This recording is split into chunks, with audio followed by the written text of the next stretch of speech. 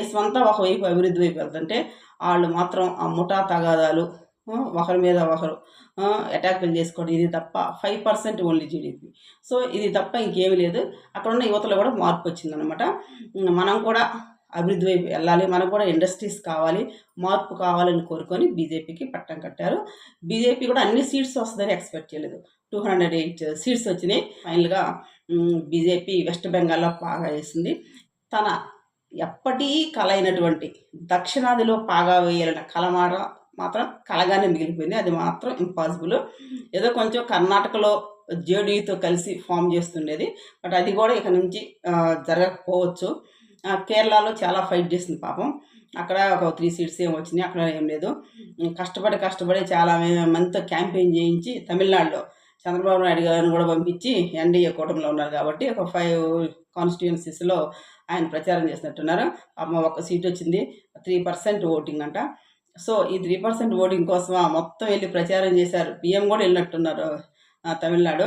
So, ఇదంతా చాలా కష్టపడ్డారు. ఇట్స్ ఇంపాసిబుల్ అయిపోయింది.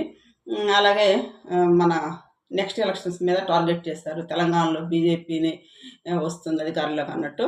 సో, కేరళలో నో, తమిళనాడులో నో, అండ్ కర్ణాటకలోనూ, ఏపీలో ఎన్డీఏ కూటమిలో ఉన్నారు కాబట్టి ఏదో చెల్తా. ఇంకా తెలంగాణ మిగిలింది. అక్కడ నెక్స్ట్ మేమే పాగా వేస్తామన్నాం అంటున్నారు. ఇది ఎప్పటి నుంచో జరుగుతున్న మాట. అది ఇట్స్ మాత్రం ఇంపాసిబుల్ అనేసి మనకు అర్థమైపోయింది. ఈ ప్రాంతీయ పార్టీల మధ్యలో బీజేపీ అనేది పాగా వేయటం అనేది చాలా కష్టసాధ్యము. అండ్ తమిళనాడుని తీసుకుంటే అక్కడ జాతీయ పార్టీలకి ఎప్పుడు అక్కడ స్పేస్ ఉండదు. వాళ్ళ అలయన్స్‌తో ఏదో కాంగ్రెస్ అప్పుడప్పుడు కొన్ని సీట్స్ తెచ్చుకుంటది అంతవరకే. బీజేపీకి అసలు అవకాశమే లేదు. ఈసారి ఒక సీట్ వచ్చినట్టుంది. సో, ఏపీలో ఎన్డీఏ కూటమి ఉంది కాబట్టి ఏదో కొన్ని సీట్స్ వస్తాయి. తెలంగాణలో నెక్స్ట్ టైం ఎన్డీఏ కూటమి అక్కడ కంటెస్ట్ చేయబోతుంది. విత్ మళ్ళీ టీఆర్ఎస్ ఉంది, మన కవితక్క కొత్త పార్టీ ఉంది. వీళ్ళందరూ కలిసి ఇప్పుడు కాంగ్రెస్ మీద అటాక్ చేస్తారు అక్కడ. వీటన్నిటిని తట్టుకొని రేవంత్ రెడ్డి గారు ప్రూవ్ చేసుకోవాల్సిన సిట్యుయేషన్ వస్తుంది నెక్స్ట్ ఎలక్షన్స్‌లో 29లో. సో, కేరళలో ఇప్పుడే కాబట్టి జరిగింది.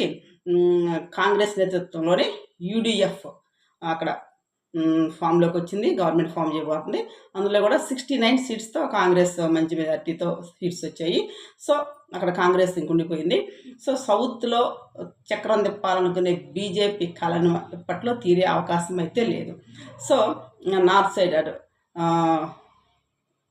యూపీ కానివ్వండి, ఇప్పుడు వెస్ట్ బెంగాల్ మంచి సీట్స్ వచ్చాయి. రేపు ఫ్యూచర్‌లో ఎంపీ ఎలక్షన్స్‌లో కూడా మంచి సీట్స్ వచ్చే అవకాశం ఉంది.